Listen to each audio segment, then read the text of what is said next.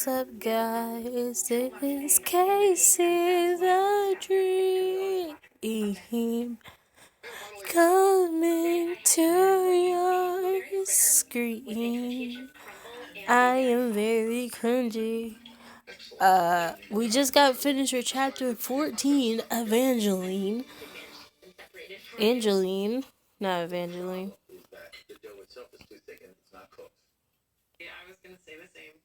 Angeline. And now we're on chapter 15, history. An expulsion chapter. Oh, you just been exposed. Anywho, this is Jack's point of view. Angeline led me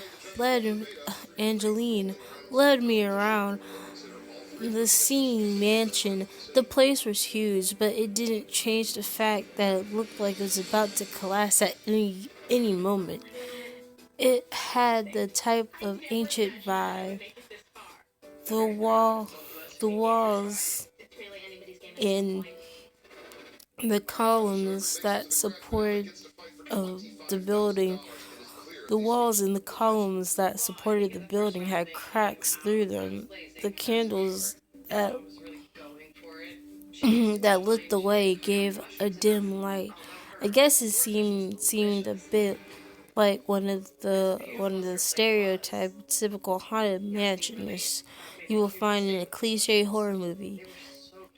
As you passed through several hallways, I noticed how empty they were, and just basically the feeling of loneliness that came with it. I remember living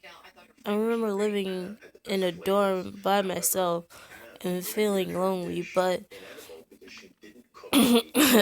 God, sorry.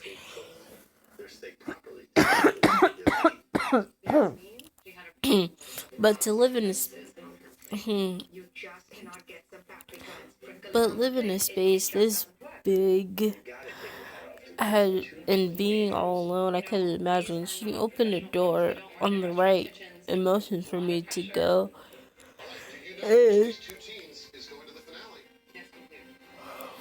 I can do this. Okay. To go in, I walked in complimentary,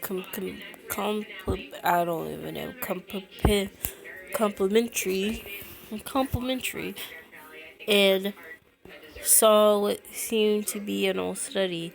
Dusty bookshelves, a desk with a chair behind it, walls, papers with the papers scrolled about. Will be sleeping on the desk, I joked. She giggled and shaking her head. No, this isn't your room. I just think you should know more. You should see this. Knowing Mark, he probably hasn't told you much about his past before getting you into all this, she said, a hint of sadness in her voice. His past. Why would it be here? I guess there's only one way to find out. I plopped down onto the chair, dust flying off, causing me to cough. Sorry about the mess. This room hasn't been cleaned in years. I'll leave you to it. I'll be back in an hour or so to check on you, she said with a smile. I gave her a smile in appreciation as the door closed. I looked over to see papers that had writing on them in ink. Wait, no, I don't want that. Okay. In appreciation as the door closes, I looked over the papers to see that had writing was scratched on the ink, and the writing was somewhat familiar but different. Mark, my hand. hoovered over the pages as I realized they had dates on them.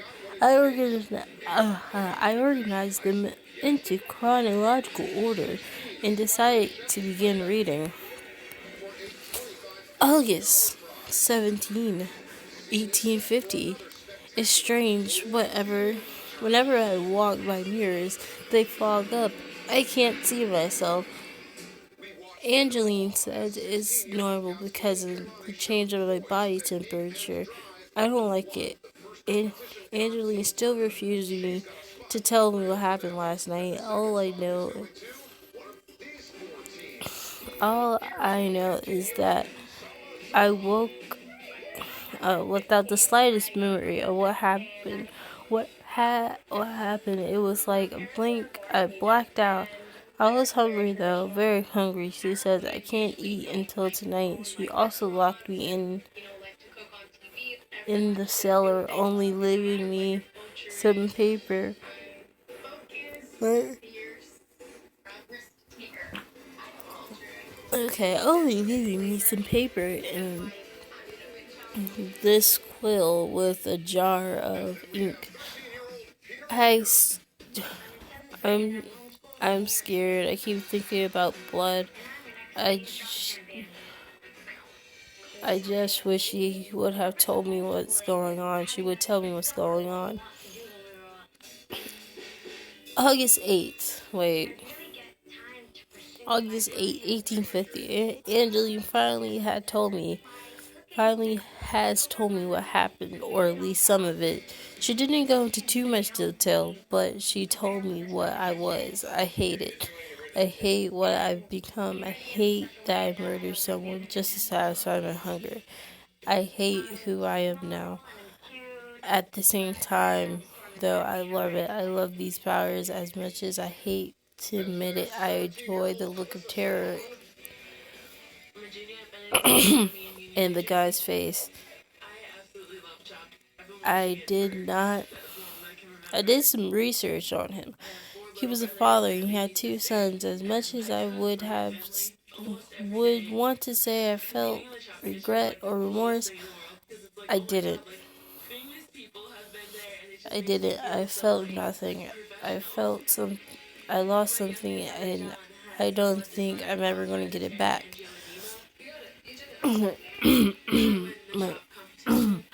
I'm sorry, guys. My voice has taken a turn for the worst for some reason. Probably because I'm singing like a god. Is that what you want me to do? Sorry, I treat you like a perfect. Like a something still. Sorry, I'm not making sugar. I'm sweet enough for you. Okay, yeah. Wait. Okay, can I do this? Can I talk? I can't talk, man. I have like a little to it now. I don't know why. Alright.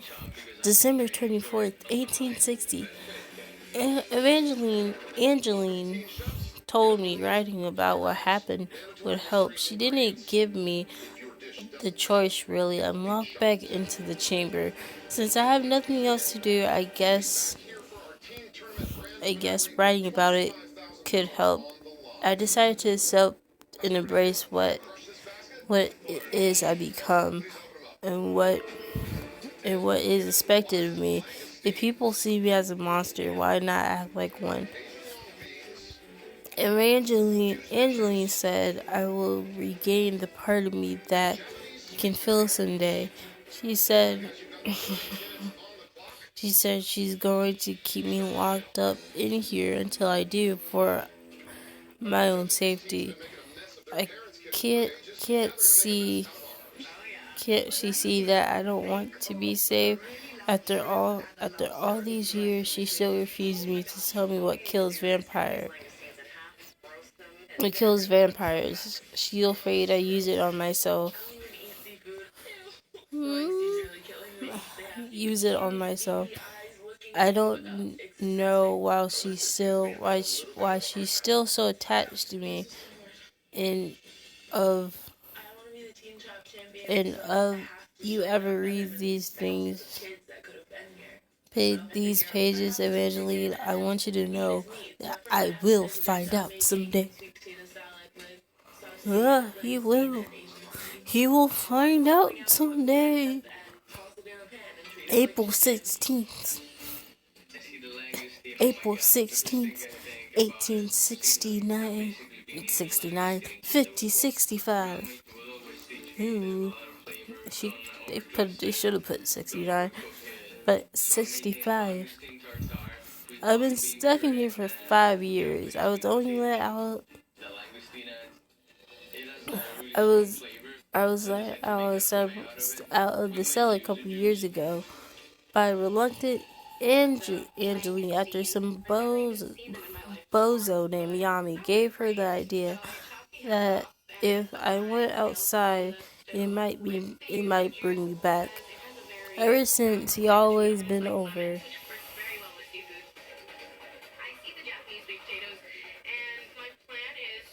Right.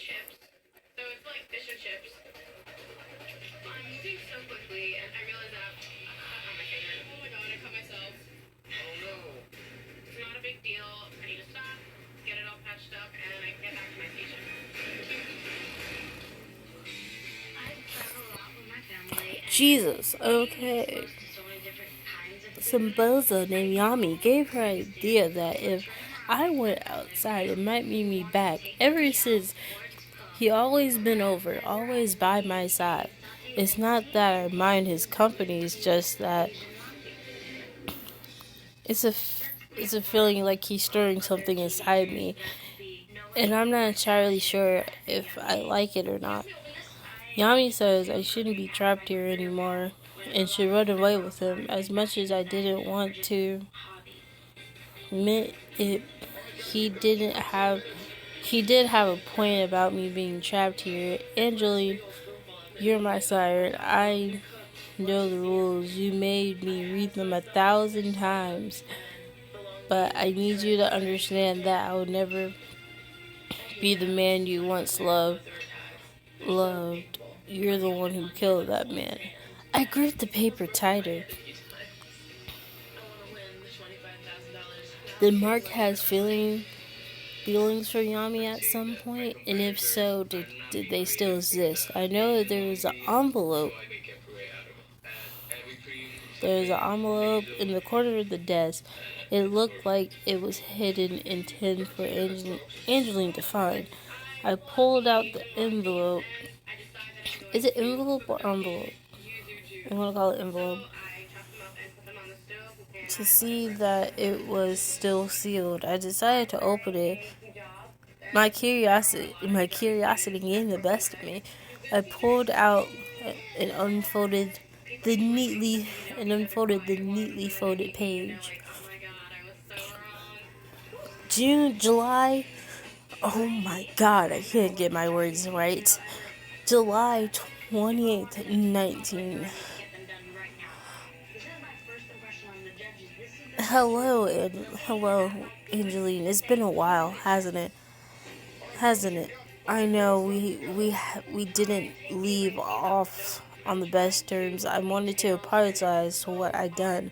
I didn't mean to abandon you like that, but I just had to be.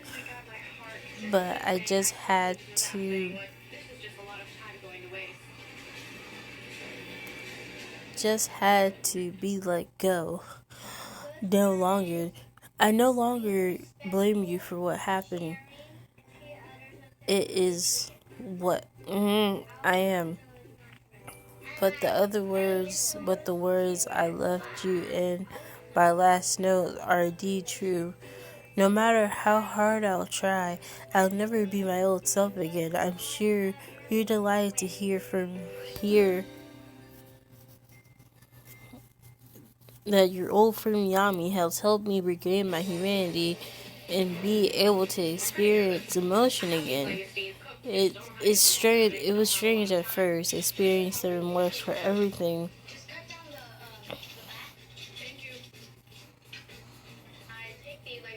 that I had done, which is why I'm writing this letter, because I feel like we should tie up loose ends. I got in my feeding under control. I figured out a system where I no longer need to kill my victims, though sometimes I can be a little greedy and end up kill my victims. Though at times, sorry guys, I backtrack right quick. Though at times I can be a little greedy and end up killing them anyways. I hope everything is going well for you.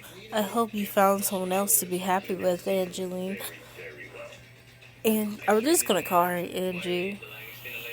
Angie, I'll come up. I'll come by and visit someday, soon as possible, but only if you allow me to. I wish you the best, Mark. So Yami was the one who was there to help him out. I said, I guess Yami did have more of a bond with Mark. Then I thought, I wonder if Mark ever returned the feelings though. The door opened and I turned in my seat to see Angie. I didn't. I looked to. I looked to. I looked. I looked to the letter and I opened it.